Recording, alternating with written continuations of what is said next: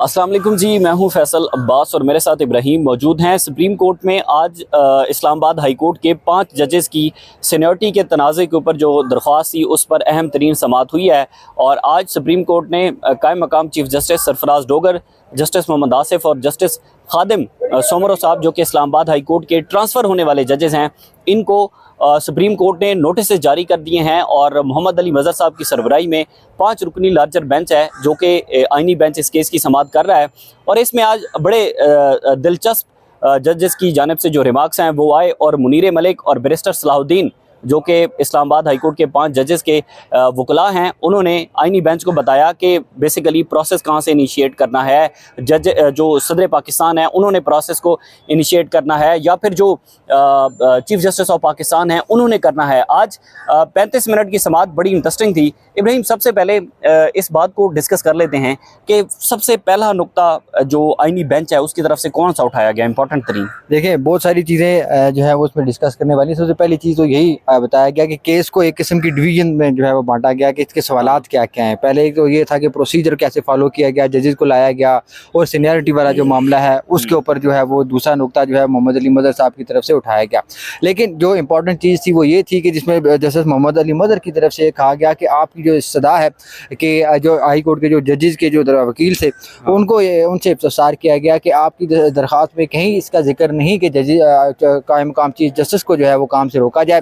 अब वहाँ पे जो Faisal Siddiqui Sindh high court bar के या कराची हाई कोर्ट बार के जो वकील हैं उनकी तरफ से जो है वो कहा गया कि हमारी जो दरख्वास्त है उसके अंदर ये चीज़ जो है वो मौजूद है कि कायम मकाम चीफ जस्टिस को वो काम करने से रोका जाए। ये मोटी मोटी जो चीज़ें थी उसके ऊपर आज ये जो समरी मैंने आपको बताई, उसके साथ साथ जो नोटिस जो है वो जारी किए हैं न्यू जजेस को जो है वो नोटिस किए गए हैं। जो साबिक चीफ जस्टिस आमर फारूक साहब को नोटिस जारी किया गया है। इसके साथ रजिस्ट्रार जो जुडिशल कमीशन है जिन्होंने तैनात किए उनको नोटिस किया गया है। साथ में जो है वो एडवोकेट जनरल जो है सूबों के उनको भी जो है वो नोटिस जारी करके उनसे जवाब जो है वो तलब किया गया है। अब जो दूसरी बड़ी इंपॉर्टेंट चीज़ है, जैसे सरफराज डोगर साहब को उनको भी साथ दूसरे जो जजेस जिस आपने बताया उनको भी नोटिस जारी किया गया है।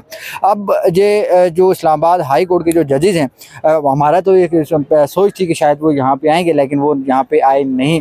लेकिन जो उनके वकील थे वहाँ पे मौजूद है। लेकिन लाहौर हाई कोर्ट बार के जो वकील थे अहमद खान साहब, उनकी तरफ से बड़ा एक वैलिड पॉइंट उठाया गया। उन्होंने कहा कि सारे मामले को आपको जाके जोड़ना चाहिए मार्च 2024 से, जिस वक्त इस्लामाबाद हाई कोर्ट के 5-6 जजेस ने ख़त लिखा था सुप्रीम कोर्ट ऑफ पाकिस्तान को कि हमारे जो मामलात हैं इनके अंदर जो है वो मुदाखलत की जा रही है। वहाँ पे जस्टिस मोहम्मद अली मज़हर ने कहा कि मेरा नहीं ख्याल कि ये मामला जो है उस तक रिलेट करता है।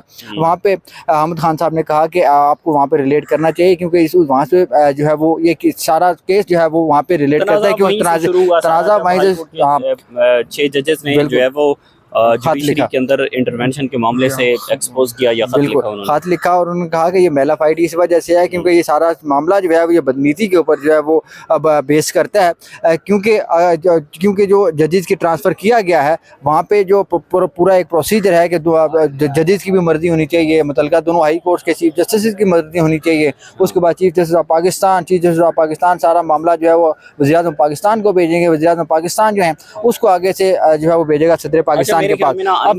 आइनी बेंच के जो सरबराह हैं जस्टिस मोहम्मद अली मज़हर साहब, उन्होंने एक पॉइंट बड़ा वैलिड उठाया है। उन्होंने मुनीर मलिक से पूछा कि आप हमें ये बताएं कि ये जो ट्रांसफ़र ऑफ द जजेस है इसका प्रोसेस कैसे शुरू हुआ। तो उन्होंने बताया कि जी ये प्रोसेस तो इनिशिएट किया सदर पाकिस्तान ने। यहाँ पर उन्होंने बड़ा हैरान हुए, कहते हैं सदर पाकिस्तान ने किया है, यानी कि सदर पाकिस्तान जो ट्रांसफ़र ऑफ द जजेस है उसको इनिशिएट नहीं कर सकते। कौन कर सकता है? Chief justice of the Pakistan, यानी कि सुप्रीम कोर्ट के चीफ जस्टिस याया खान अफरीदी साहब, किस उस जज के कंसेंट के साथ जो जज ट्रांसफ़र हो रहा है उस प्रोसेस को इनिशिएट कर सकते हैं। ये मुनीर मलिक ने बताया कि ये चीज़ है, ऐसा नहीं है कि जो है वो सदर पाकिस्तान प्रोसेस को इनिशिएट करें। सदर पाकिस्तान ने किया ज़रूर है लेकिन वो कर नहीं सकते। कर कौन सकता है? चीफ जस्टिस ऑफ पाकिस्तान कर सकता है। होता बनाई तो जिस तरह ज़िली जुडिशरी के अंदर या डिस्ट्रिक्ट जुडिशरी के अंदर अगर कोई जज कहीं पर काम नहीं करना चाहता तो वो अपने हाई कोर्ट के या सेशन जज को जो ख़त लिखता है कि मुझे यहाँ से ट्रांसफ़र किया जाए। इस तरीके से अगर कोई जज जो है वो एक हाई कोर्ट से दूसरे हाई कोर्ट में जाना चाहे तो वो ख़त लिखता है अपने चीफ जस्टिस को कि मैं यहाँ से जाना चाहता हूँ, उस बुनियाद के ऊपर वो चीफ जस्टिस जो है वो दूसरी हाई कोर्ट से के चीफ जस्टिस के साथ जो है वो कंसर्न करता है, उसके साथ जो है वो मामला तय करता है। उसके बाद वो मामला चीफ जस्टिस ऑफ पाकिस्तान को भेजता है। चीफ जस्टिस ऑफ पाकिस्तान की मंजूरी के बाद वो सिस्टम सारा जो मामला हैं वो जाते हैं प्राइम मिनिस्टर के पास। प्राइम मिनिस्टर वहाँ से अप्रूवल के लिए भेजता है सदर साहब को। ये सारा मामला हुआ। अब इसमें 2-3 चीज़ें बहुत अहम है। 2 चीज़ें वो यहाँ पे बहुत अहम ये हैं कि जो नुक्ता यहाँ पे उठाया गया है कि जो अगर जजेस की ट्रांसफ़र की गई है तो उसकी सॉलिड रीज़न जो है वो लिखने ज़रूरी होते हैं। वो अगर रीज़न नहीं दिए गए, इस बुनियाद के ऊपर हाई कोर्ट के जजेस का केस मजबूत हो जाता है। अगर वो रीज़न दिए गए हैं, उसके अंदर नुकसान क्या होगा? नुकसान ये होगा कि अगर रीज़न दिए गए ऑटोमेटिकली वहाँ पे डिग्रेड किया गया होगा इस्लामाबाद हाई कोर्ट के जजेस को। ठीक है, जिस बुनियाद के ऊपर उन्होंने कहा होगा कि ये बुनियाद है जिसकी वजह से हम लेके आ रहे हैं बाहर से जजेस को। अगर वो बुनियाद बनती है तो फिर मजीद हालात कशीदगी की तरफ जाएंगे, क्योंकि आप एक किस्म के लैक ऑफ ट्रस्ट है आपका इस्लामाबाद हाई कोर्ट के जजेस के ऊपर। दूसरी बड़ी इंपॉर्टेंट चीज़ ये है कि जो आप आज जो मुनीर मलिक साहब की जानिब से गालबन ये सवाल भी उठाए गए कि जिस वक्त कोई एक जज दूसरे हाई कोर्ट से दूसरे एक हाई कोर्ट से दूसरे हाई कोर्ट में जाता है तो वो जाके वहाँ पे उसको हलफ लेना ज़रूरी होता है, क्योंकि हाई कोर्ट ने बिल्कुल ये बात उसकी वजह यह है कि क्योंकि जो आइन के आर्टिकल 195 है जो उसके अंदर ये लिखा गया है कि जिस अगर कोई हाई कोर्ट का चीफ जज बनता है वो उसके हाई कोर्ट का हलफ उठाता है, वहाँ पे हाई कोर्ट का नाम लिखा जाता है। लेकिन जो हमें ट्रांसफ़र किए गए हैं इन्होंने अपने मुतलका हाई कोर्ट का हलफ उठाया हुआ, इस्लामाबाद हाई कोर्ट के हलफ का नहीं उठाया। अगर ये हलफ उठाते हैं तो कानूनी और आइनी तौर के ऊपर ये जजेस सबसे जूनियर बन जाएंगे। ये भी बड़ा एक वैलिड जो है वो क्वेश्चन उठाया गया। अब 17 तारीख को इस केस की दोबारा समाअत होगी, अब देखते हैं क्या होगा। लेकिन मुमकिन तौर पर मेरा ये अपना ज़ाती तज़िया है कि शायद जजेस का आना इसलिए ज़रूरी था क्योंकि जिसको था कि जजेस यहाँ पे बतौर पिटिशनर यहाँ पे बैठेंगे तो ऑटोमेटिकली बेंच के ऊपर प्रेशर पड़ेगा। अच्छा, और मुमकिन तौर पे अगली समाअत के ऊपर बातें गर्दिश भी कर रही हैं कि शायद सारे ना कुछ जजेस शायद आ जाएँ इस्लामाबाद हाई कोर्ट के जजेस शायद यहाँ पे आए। ठीक है, तो अच्छा दूसरी दिलचस्प बात ये भी है कि ज़ाहिर है जो हाई कोर्ट के जजेस की इस्तदा थी कि जो नए ट्रांसफ़र होने वाले जजेस हैं उनको काम करने से रोक दिया जाए ताहाल, तो ये तो उनको रिलीफ ताहाल नहीं मिल सकता। नहीं, आज उनकी दरख्वास्त जो इसके ऊपर इस्तदा थी वो मुस्तरद कर दी गई है। उसकी बुनियादी वजह यह है कि अब कल जो अगली समाअत के ऊपर अटॉर्नी जनरल को भी नोटिस हुआ है वो आगे बताएंगे, क्योंकि सारे मामले को lead attorney general of Pakistan करेंगे। आप देखेंगे मुमकिन तौर पर ऐसे भी हो सकता है कि जो दीगर हाई कोर्ट जो एडवोकेट जनरल्स हैं वो जिस वक्त आएंगे वो अपने दलाइल शायद ना दें, अटॉर्नी जनरल ऑफ पाकिस्तान के दलाइल को जो है वो अडॉप्ट करें, क्योंकि एक कॉमन सी जो है अंडरस्टैंडिंग है कि जिस वक्त वो दलाइल देंगे अटॉर्नी जनरल ऑफ पाकिस्तान वो एक किस्म की स्टेट की तरफ से जो है वो होंगे। तो जो बार्स के जो वकला हैं वो गालबन वो उनका पॉइंट ऑफ व्यू जो है वो मुख्तलिफ होगा, लेकिन एडवोकेट जनरल्स का जो पॉइंट ऑफ व्यू होगा वो बड़ा देखने वाला होगा। जो KPK के जो एडवोकेट जनरल अगर उनका जनरल जो आएंगे वो भी जो है वो एक बड़ा इंपॉर्टेंट जो मामला होगा। और जहाँ तक मेरा ख्याल है कि इमरान खान ने भी इस मामले को चैलेंज कर रखा है। इमरान खान साहब का मेरा नहीं ख्याल कि 5 दरखास्तें जो है कि हाई कोर्ट के जजेस की एक दरखास्त आ गई, high court bar Lahore Karachi बार की, हाँ कराची बार की उनकी है। तो फिर अब देखते हैं कौन है वो जो शायद चीफ जस्टिस साहब की मेरे ख्याल में कोई दरखास्त की नहीं है, इसका मुझे पता नहीं है। कुल दरखास्तें अलबत्ता